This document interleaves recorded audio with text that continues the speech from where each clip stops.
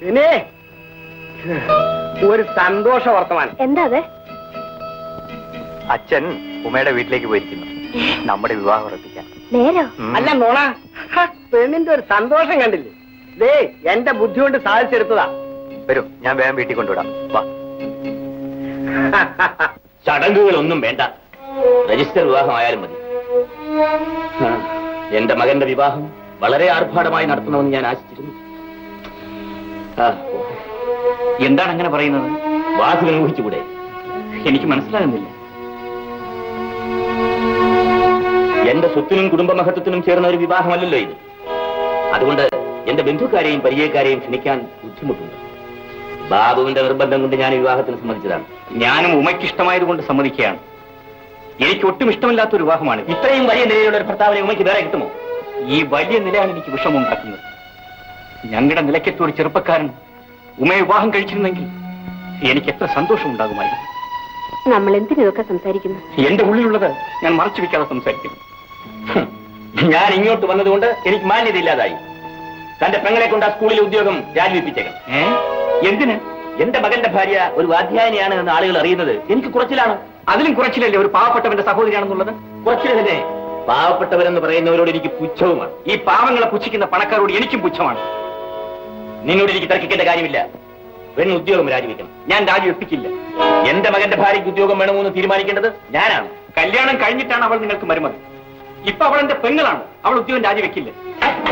ഈ അലവലാദികളുടെ വീട്ടിൽ കല്യാണാലോചനയ്ക്ക് വന്ന ഞാനാണ് തെറ്റുകാരൻ.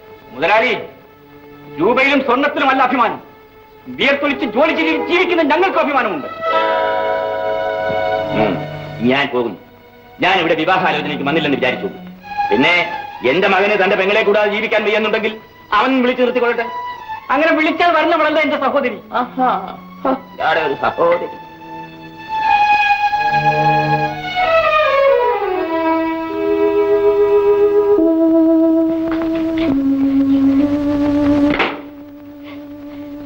എല്ലാരും കൂടി അദ്ദേഹത്തെ പറഞ്ഞു വിട്ടില്ലേ?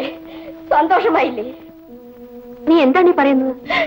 രാഘവൻ മുതലാളിയെ പോലത്തെ ഒരു വലിയ ആള് ഈ വീട്ടിൽ വിവാഹത്തിലേക്ക് വന്നാൽ ഇങ്ങനെയാണോ പെരുമാറുന്നത്? എന്റെ സഹോദരിയുടെ സംസാരമാണോ ഞാൻ ഈ കേൾക്കുന്നത്? ആ, പറയിച്ചാൽ പറയാതിരിക്കുന്നത് എങ്ങനെയാ? എല്ലാം എനിക്ക് മനസ്സിലായി. എന്താണ് നിനക്ക് മനസ്സിലായത്? ഇത്ര നാളും എന്റെ ശമ്പളം വാങ്ങി ഞാൻ തന്നു. എന്നെ കല്യാണം കഴിച്ചയച്ചാൽ ആ രൂപ കിട്ടുകയില്ലെന്നറിയാം. ഇപ്പോൾ എന്റെ രൂപയില്ലാതെ ഈ വീട് കഴിയാനൊക്കെയില്ല. അതാണ് അദ്ദേഹത്തെ പിടക്കി വിട്ടത്. ഉമേ,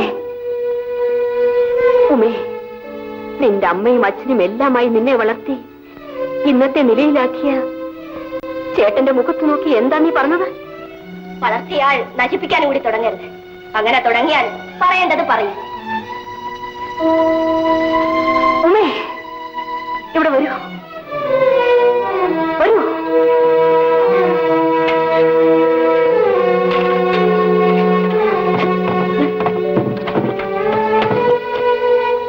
ഉമേ, നിന്റെ ശമ്പള വകയിൽ ഇന്ന് വരെ ചേട്ടനെ ഏൽപ്പിച്ചിട്ടുള്ള മുഴുവൻ തുകയുടെയും കണക്ക് ഇതിലുണ്ട്.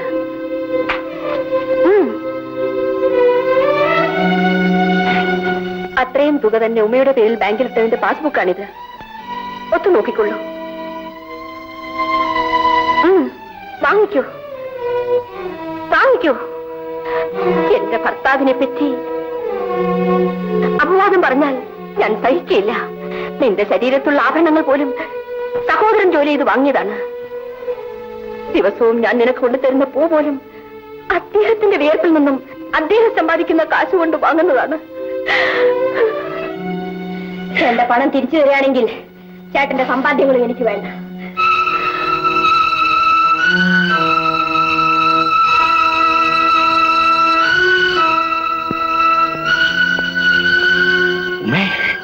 ഇതാ, ഇതെല്ലാം എടുത്തുകൊള്ളു.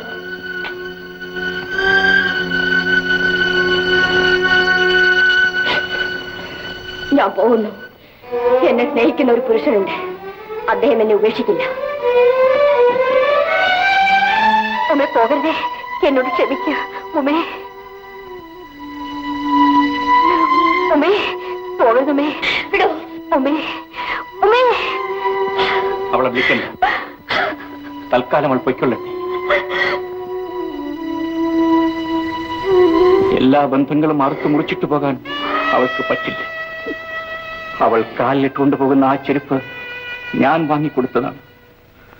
അതിന്റെ വാറ് ഇനിയും മറ്റുപോയിട്ടില്ല.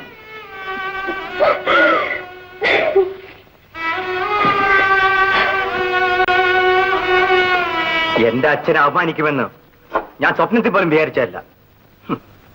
ആ തയ്യക്കാരൻ ഞാൻ കണ്ടിട്ട് പോലുമില്ല. ആ പെണ്ണോടുള്ള സ്നേഹം കൊണ്ടാണ് ഞാൻ അവളെ വിവാഹം കഴിക്കാൻ നാശിച്ചത്. അട്ടയെ പിടിച്ച് മെത്തയിൽ കിടത്തിയാൽ കിടക്കുമോ മോനെ?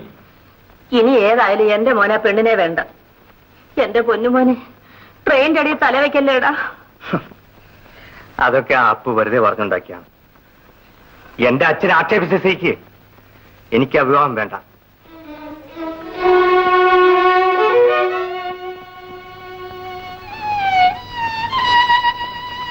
നീ ഏതാടി പെണ്ണെ? ഇതാണ് ആ പെണ്ണ്, ഉമ. ആഹാ, നീ തന്റെ കാര്യമാണോടി? നീ ഇങ്ങോട്ട് കയറി വന്നോ? ഇറങ്ങി പൊയ്ക്കോ. എന്റെ മകനെ കിട്ടാനുള്ള ഭാഗ്യം നിനക്കില്ല. ഞാനൊരു തെറ്റും ചെയ്തില്ല. ഉമയുടെ ചേട്ടൻ എന്റെ അച്ഛനെ ആക്ഷേപിച്ചില്ലേ? ചേട്ടൻ നിങ്ങളെ ആക്ഷേപിച്ചത് കൊണ്ടാണ് ഞാൻ ആ വീട് വിട്ടിറങ്ങി പോന്നത്. എന്നാലേ തിരിച്ച് അങ്ങോട്ട് തന്നെ പൊയ്ക്കോ. ഞാൻ ആ വീടിനോട് എന്നേക്കുമായി യാത്ര പറഞ്ഞു. എന്നെ ഇവിടുന്ന് പറഞ്ഞു വിട്ടാൽ ഞാൻ ജീവിച്ചിരിക്കില്ല. സത്യം. അതും ഗ്രഹപ്പയായല്ലോ. എന്നാൽ നിന്നെ ഞാൻ ഇവിടുന്ന് പറഞ്ഞു വിടാൻ പോകുന്നില്ല. നിന്റെ വീടിനേക്കാളും നിന്റെ സഹോദരനേക്കാളും നീ ഞങ്ങളെ ബഹുമാനിക്കുന്നുണ്ടല്ലോ. നിന്റെ കല്യാണം ഞാൻ നടത്തും. അങ്ങനെയാണ് ആ മഠനോട് ഞാൻ പകരം വിട്ടാൻ പോകുന്നത്. അകത്ത് പോ.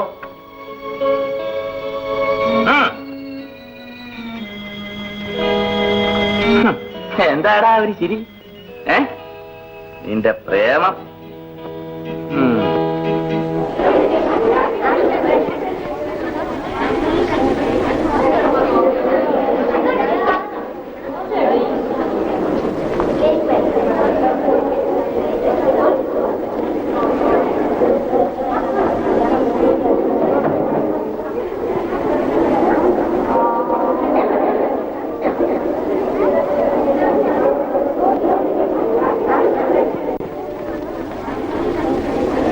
എന്റെ കുടുംബം നിലനിന്നിരുന്നത് 4 തൂണുകളിലാണ്. അതിലൊന്ന് തകർന്നുപോയി. ചേട്ടൻ വിഷമിക്കുന്നെന്തിന്? അവളോട് പാട്ടിന് പോട്ടെ. നമുക്കങ്ങനെ തള്ളി പറയാൻ ഒക്കുമോ ഗോപി? ചേട്ടനും എനിക്കും ജോലിയില്ല. അതിലുള്ള വിഷമം മാത്രമേ എനിക്കുള്ളൂ. നമുക്ക് രണ്ടുപേർക്കും ആരോഗ്യമുണ്ടല്ലേ. ചുമട് ചുമന്നാലും ഉള്ളത് കൊണ്ട് അന്തസ്സായി നമ്മൾ ജീവിക്കും. രണ്ടുപേരും വാ, അത്താഴം കഴിക്കാം. 3 പേർക്കും വിളമ്പ്, ഒരുമിച്ചിരുന്ന് കഴിക്കാം.